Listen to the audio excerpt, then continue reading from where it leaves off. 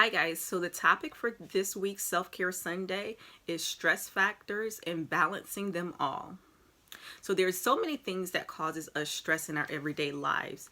It can be the roles that we have, such as wife, mother, sister, husband, worker, brother, co-worker, or friend, and maintaining those responsibilities and expectations in their roles can cause us stress. Then there's other things that may cause stress, such as financial situations, health crises, natural disasters, and things that happen beyond our control, such as a freak accident. These type of stresses can also present themselves in really real physiological symptoms within our body. That could be in the form of migraines, heart palpitations, sweaty palms, upset stomach, all of this type of stuff. And what we do know is that having stress can lead to anxiety and depression. So how do we balance it all? Last week, I shared with you guys about how we needed to work on our inner and our outer selves along this self-care journey. And I want to add that in this process, we are going to be filling up your toolbox with different coping skills, strategies, techniques, homework assignments, and just little things that you can do along your journey to maintain a balance. And when you hear therapists say toolbox, it's exactly what it is. It's a toolbox. Every single tool in that box will not apply to every situation. So that's why you want a varied toolbox. So last week, I shared with you guys some simple and practical ways that were centered in mindfulness-based cognitive behavior therapy. And I wanted to explain to you a little bit more about what mindfulness-based cognitive behavioral therapy is. It is a combination of two therapies, mindfulness and then CBT, cognitive behavioral therapy. So in the 90s, there was two psychologists that discovered that the brain operates in two different modes. One mode is our being mode, and the other mode is our doing mode.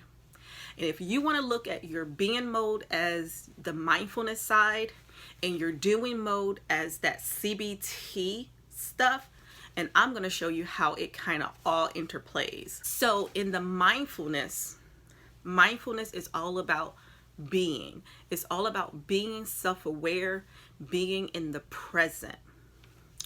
Whereas in CBT, it's all about cognitive awareness. So in that cognitive awareness is what shapes our doing. So that's how it connects to our doing side. Because last week I shared with you guys the CBT triangle. That triangle is how your thoughts and your emotions shape or kind of contributes to your behaviors. And with CBT does a lot of analyzing of your thoughts. And the way that we typically look at thoughts in the CBT approach are as irrational, abnormal, I like to say unhealthy or useless. Whereas in mindfulness, thoughts are not assigned any type of value to them or any type of judgment or any type of negativity. With mindfulness, you allow the thought to come into your being in that present moment. And in that present moment, you release that thought without making it any type of judgment. Whereas in CBT, we kind of analyze the thought. We talk about, okay, is it irrational? Is it normal? Or whatever normal may be. And then we reframe the thought in hopes to change up our experience in those emotions affiliated with the thought, and that will in turn change up the behavior. Now, before I go into how these two kind of merge together, I want to say that CBT for years and years and years is proven to work effectively for anxiety and depression. And so what these two psychologists found is that mindfulness creates, especially when you're activating that being side of the brain, that's where you see sustained changes for longer periods of time. So the idea behind mindfulness-based CBT is that you want to bring in that self-awareness, right? That being present, being in the moment. And you also want to activate the cognition, right? Activate that cognitive awareness. And the two of those together will create better functioning and be more effective together, because it's almost like one kind of helps the other in a sense to keep that balance. So personally for me, I'm not a therapist that would say like, oh, I am CBT only, I only do mindfulness or humanistic or person-centered therapy. I look at therapy from an eclectic approach. And that eclectic approach for me is just based on the idea that I need to fill up my personal toolbox with all kinds of strategies and all kinds of techniques to help my clients in the best way. So if I only move within one theory, then I might be missing something in another theory or in another strategy or intervention that might be helpful for my client.